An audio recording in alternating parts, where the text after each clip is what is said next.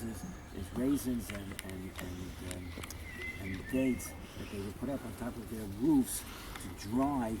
It doesn't take more than one day to dry, so therefore you put it up before Shabbos. It's going to be there all Shabbos. That's that you told Masiach Das. You put that out of your mind. Therefore, it becomes muksa. So one answer you boys saying the Rav of Shimon Kalmar has no sfira. He doesn't really hold of it because he holds it that it's not considered muksa, and the animals are not considered muksa. The boys saying that the very end of Rabbanan Kalmar, I hope. Or is he saying that he's going according to the Rabbanan, like the Rabbanan hold of muksa, and they're going to Rabbanan, those animals that are outside they're not domestic, so then you're not allowed to shech them on Yom Tov.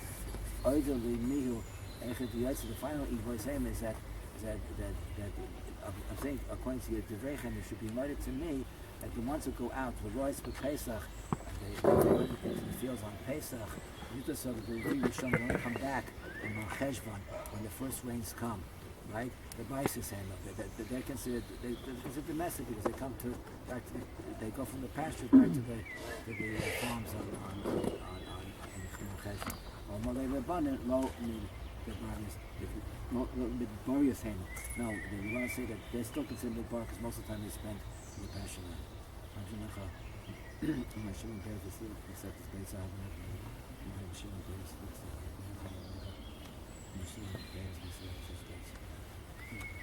Just at the end of the section of Sukkah, more talks about one of the families in the 24 families of the Kohanim, that the daughter Miriam Das Bilga came in and spoke very inappropriately against the Beis Hamikdash, saying that they were just consuming all of its money and not protecting the Jews. Gemara says, why was it fair that the entire family should have lost out? There were certain things that they penalized them with, and the question was why they were penalized. It was really only just Miriam Bas Bilga. And it was, so the Gemara says that she went against the Torah, but then the Gemara says, well, doesn't seem really fair to penalize the entire family. The Gemara says, Omra Bayi in, to the Omri in, she shus the Yanuka, the Shuka, or Oda, Vua, or the Nime. Nights, so the Gemara says, because of the talk that you hear someone say in the market, they got it from the father or from the mother. I mean, someone talks a certain way, it's a reflection of, they must have heard something like that in the house. The Gemara says, okay, so we'll say the father and mother were a bad influence. But that should be a reason to say the entire Mishmar, the entire group of Kohanim of this particular family couldn't do their avodah. The Gemara says, oil the Russia, the Gemara says, oil the Russia, oil the Shechena, tov the tzaddik, tov the Shechena. No, see, that depends on what company you keep. If you keep good company, if you keep bad company, so it affects the people around you. So the whole family, they had these sort of people who are saying these negative things about the Beis Hamikdash. It affected the entire Mishmar, the entire Kohen family of this particular watch. And on the other hand, of course, and the Masechta wants to end simply on a positive note, that if someone is tzaddik, that affects those around him. Also, Shnei Imrul tzaddik kitov, it's about the tzaddik that he's good. Kiprima aleim yochelu, he eats the fruits, they eat the fruits that they're doing, which means the simple shot probably because it changes from Yochi to Ravim, that not only will the tzaddik eat the benefits, but all the people around him will eat the benefits of being near the tzaddik. I don't know Khalil is sleeping on himself. Khalil is sleeping on himself. Khalil is sleeping on himself. I don't know that one.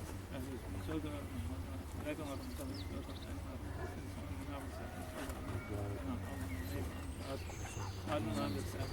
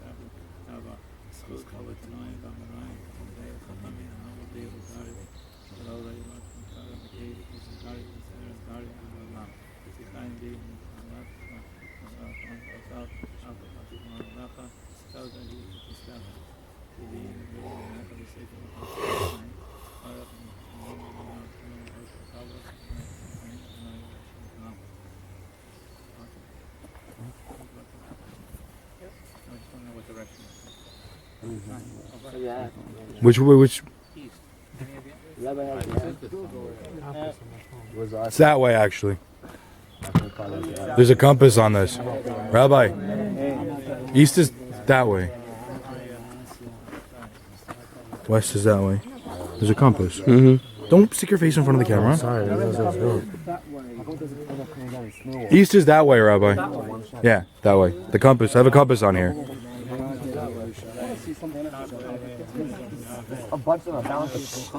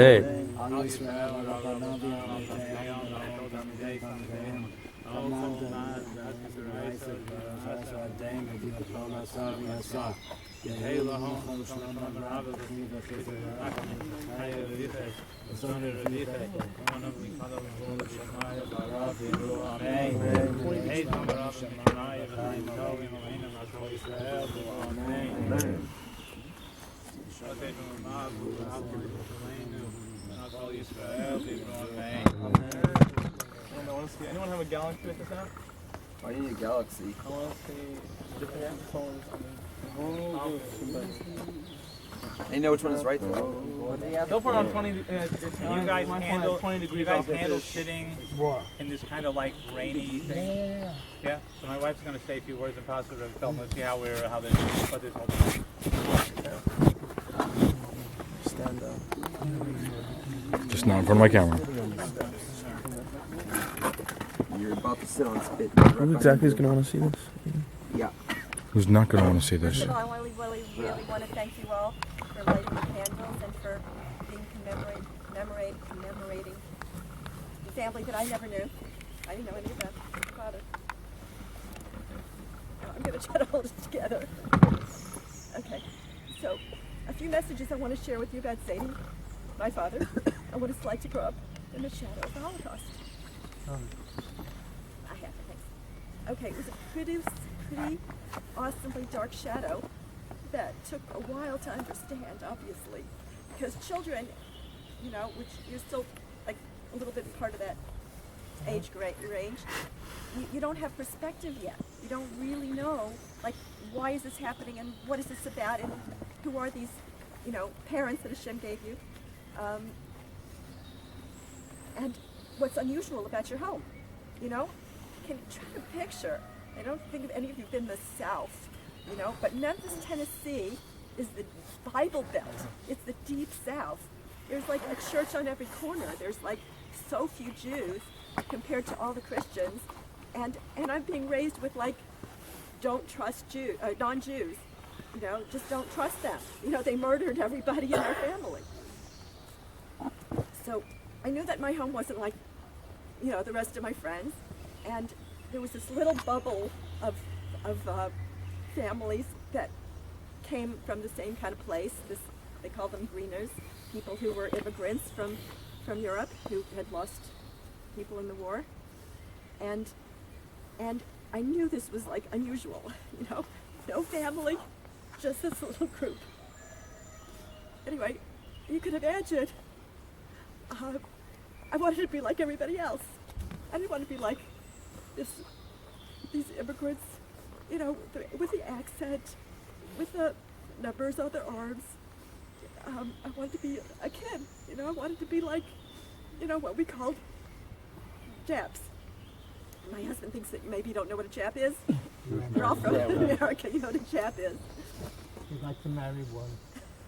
You want to marry a Jap, okay? I'll give you a bracha. I'll marry good Jewish girls who are, I won't say yes Japs, no Japs, just like Yerushalayim. Okay. Anyway, certainly their lives seemed a lot more carefree and a lot easier, you know, so it was easy to want to be like them, more normal. But most of all, I didn't really want the pain that was in every corner of our house. It was just lots of it. I didn't want to hear my father's stories. You know, it was only when I married my husband that he wanted to hear the stories. And I would look at him like, why do you want to hear this? Why do you want to hear this pain? You know, I was running away from it. And my mother, you know, she just didn't talk. She just didn't talk. And sometimes I think it's worse if somebody doesn't talk, because you don't know what's there. You just have to try to imagine like what she went through and what the pain was. Somebody talks and you could at least try to deal with it. Anyway, so Baruch Hashem, as a child, my parents didn't really talk about much because we were just too young to absorb it, and they didn't want to give it to us, but it still was osmosis in the air. So most of what I heard as a kid was just like my father saying, you know, I walked, you know, 2 miles to school in the snow, and, you know, things like that. And I would, you know, like, we wanted rides, you know. we were spoiled. It was too hard to imagine. But he did talk about isolated acts of anti-Semitism in school. And it was only really much later that he, you know, what we call came out of the closet, which is very typical for Holocaust survivors. It took them a long time to be able to talk. Really, I was already like a teenager by the time he was really ready to go speak publicly, and I was, you know, and I really wanted to be far away from those stories and from the pain. It really wasn't until I came to Israel later in my 20s that anything started to make sense. You know, that I could have a perspective on where they came from, who were our people, what was this Holocaust about, what does the Torah say about it, you know, and start to process and appreciate my father as a hero, as opposed to, you know, like my perception of like, you know, just got me away from this. And, you know, so I'm really grateful for the perspective that my husband's giving me in terms of appreciating the heroism of my father. And I just wanted to tell you, since all of this was really heavy for me, there's just like 2 small examples that I can tell you. When we first got married, and I didn't understand why, but I didn't want to have anything to do with domestic life. I thought it was feminism. I didn't want to have anything to do with washing dishes. I didn't want to have anything to do with cooking. And I really didn't understand why, until later that I understood that I was associating those jobs with my mother and her sadness from all of her losses. And I didn't want to be that. I didn't want to be that sad. So I'm just going to avoid those tasks, and then I wouldn't be her. And also another thing, I don't know if my husband told you that he, when we would go visit my parents in Memphis, he would hear my father sometimes screaming out in the middle of the night in his sleep. And I never, ever once heard it. Not once. My whole life. Not as a child, not when, you know, we were both there together. I it was just suppressed. It was just not going to enter my conscious. Anyway, Hashem was protecting me from more pain than I could bear. Anyway, I want to thank my husband and all of you for listening to all the stories. And it really means a lot. I'm sure it means a lot to Father Shemayim, since it was his passion in his later years to speak about it. And he spoke in universities and campuses, wherever he could get an audience to tell the stories. And mostly, he just lived doing chesed and feeling for the pain of others and trying to root out, hatred and anti-Semitism. And, it gave a tremendous amount of tzedakah. And he was a really great man that I could only appreciate when I grew up and matured. So probably I'm going to just make a little jump here and say that that's possibly how you guys are. It's going to be really hard to appreciate where you came from and your parents until later, until there's more perspective. And I blamed my parents, for everything wrong with me, everything wrong in my life, everything I wasn't happy about. It was so much easier to say it was their fault, like so many people do. Yesterday it really showed me clearly when we were in Auschwitz, we were watching those videos, how when Hitler Yamach Shemo was speaking on the videos, how it was so easy to blame the Jews for anything wrong in Germany, anything wrong in the economy. It was our fault, right? And that's really on a personal level what we do when we say it's the parents' fault or it's anybody else's fault. We're not willing to take the responsibility and face ourselves. And if you coming to try to understand your personal and your home life, it takes a tremendous amount of time, perspective, maturity. But only now do I know that my parents did absolutely the best they could possibly do as immigrants, coming to the country with no money, no family, no language, living in a foreign culture, and human beings are imperfect, They were imperfect, we're imperfect, everybody's imperfect. So a little forgiveness is really goes a long way. Anyway, I want to share a bit with you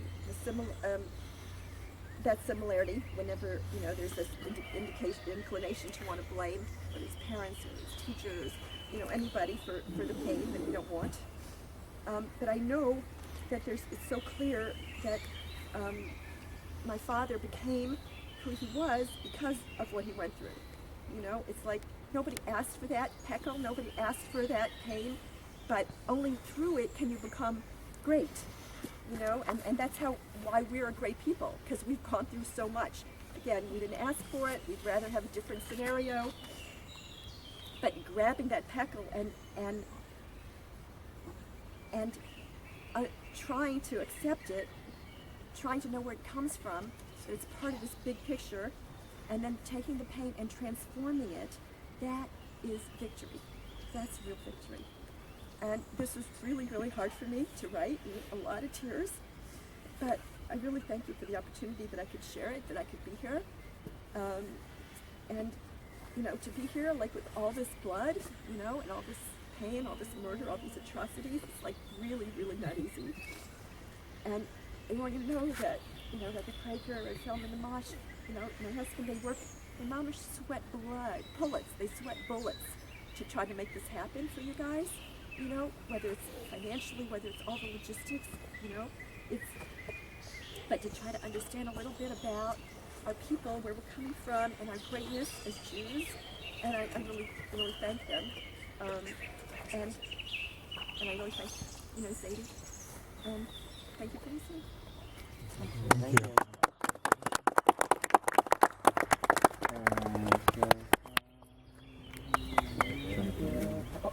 It's difficult to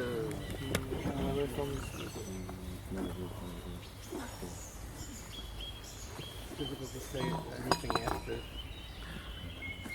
that. That was a lifetime in 5 years. ADD, I would have done longer. And I know Mrs. Carlotta already many, many years, even before I know her husband. And I know she's particularly intelligent. And I see how deep she is, and we appreciate it immensely. As difficult as it was for you, we appreciate it many times over. I'd like to just say, basically a couple of closing remarks. That's the truth.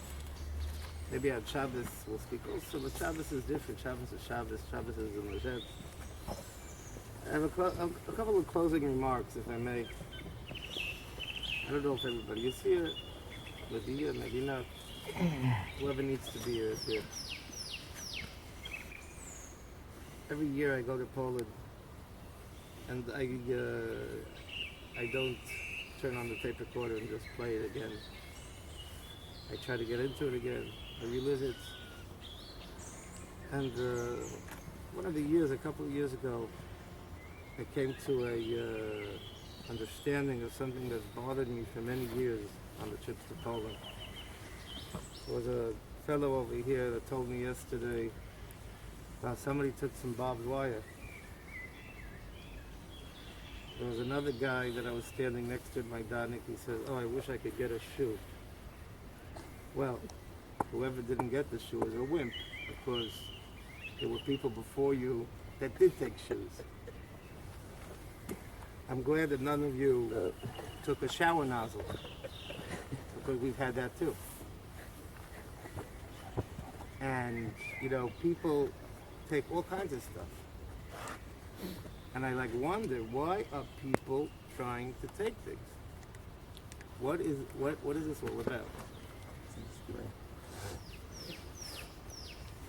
Okay, bear that question in mind.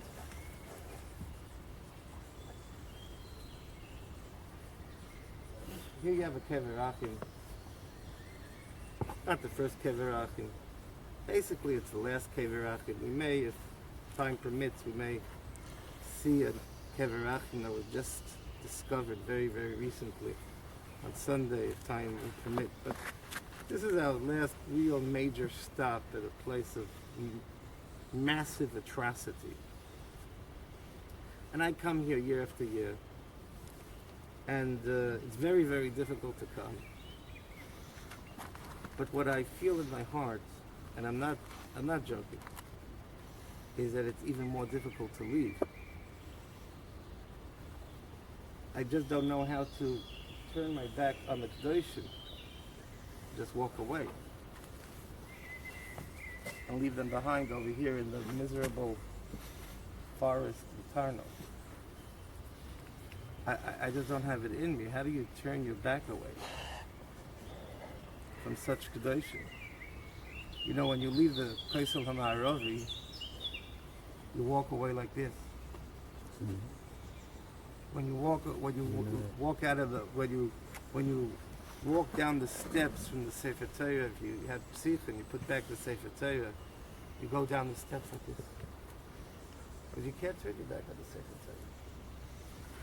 Now, we're going to walk up in a few minutes, we're going to get up, and we're going to go away. And they're going to stay here.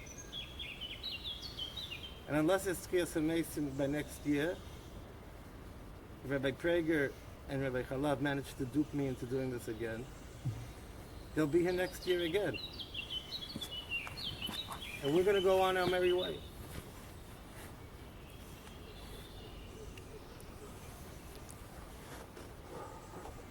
The Medrash says, we're going to read Rus on Shuas, the Medrash says that the three kisses that are very valuable kisses, and one of them is a Neshika Shel Credo. When you say goodbye to somebody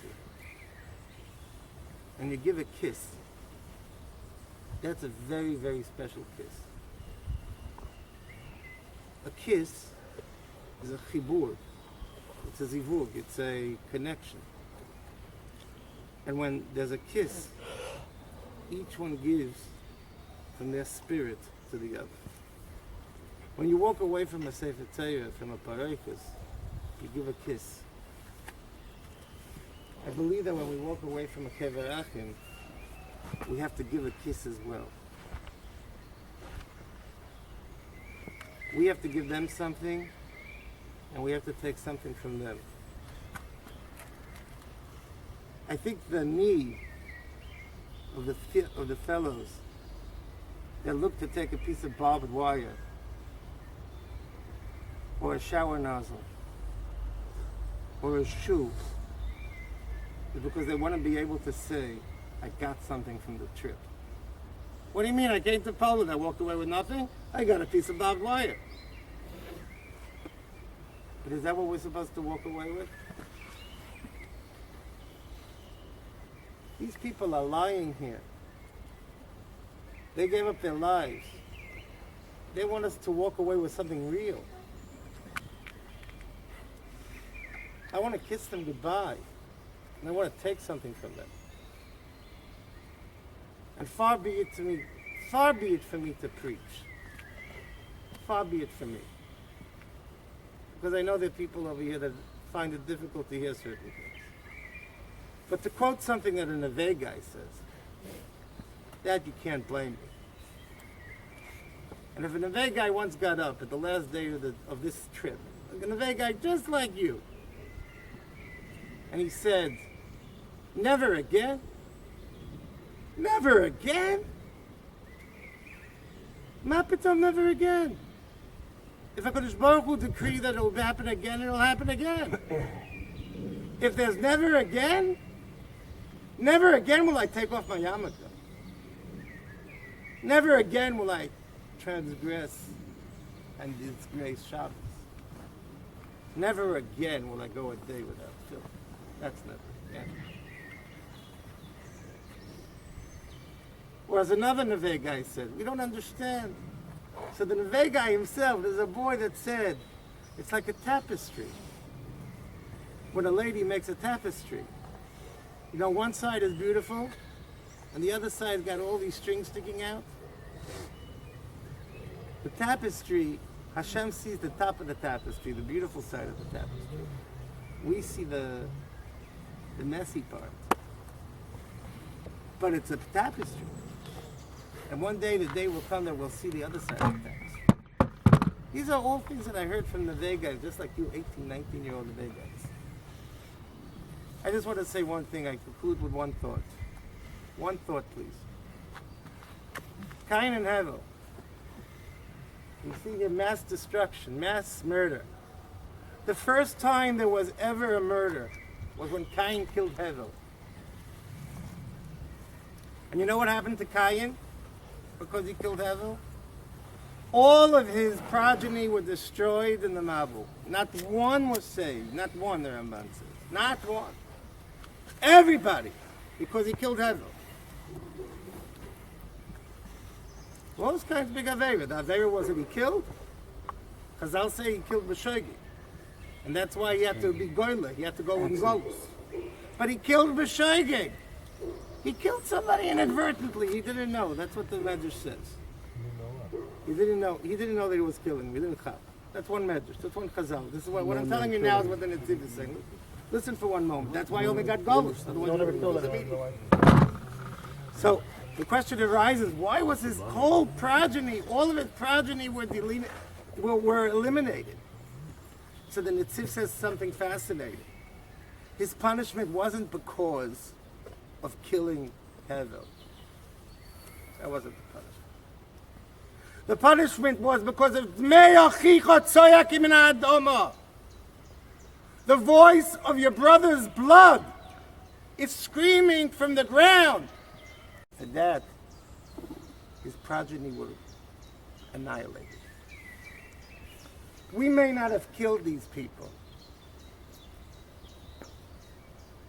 but if we don't hear the scream of these people, the koil d'mei achicha tzoyak min ha'adama, I'm afraid to think of what kind of punishment Chas v'sholom will be. So my plan, and I said this, and when I say this, I mean it. I will bli neder make for myself a Kabbalah. I did last year. I can tell you what it was, but it's just none of your business, really. I made 3 Kabbalahs last year when I left Poland. I'm going to get on the bus now. I don't know what it'll be, but I'm going to make a Kabbalah also.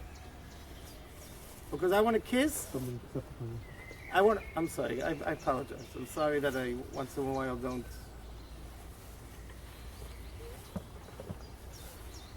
I'm going to accept upon myself something, bli neder. And the schus of the Gdoisha. But I'm not just going to walk away with my back turned to them. I'm going to kiss them because I love them and I want to take something real from them. Something that they would want me to take. And I'm not going to come back to Israel and say, I got a lot from Poland. I got a piece of blah, blah.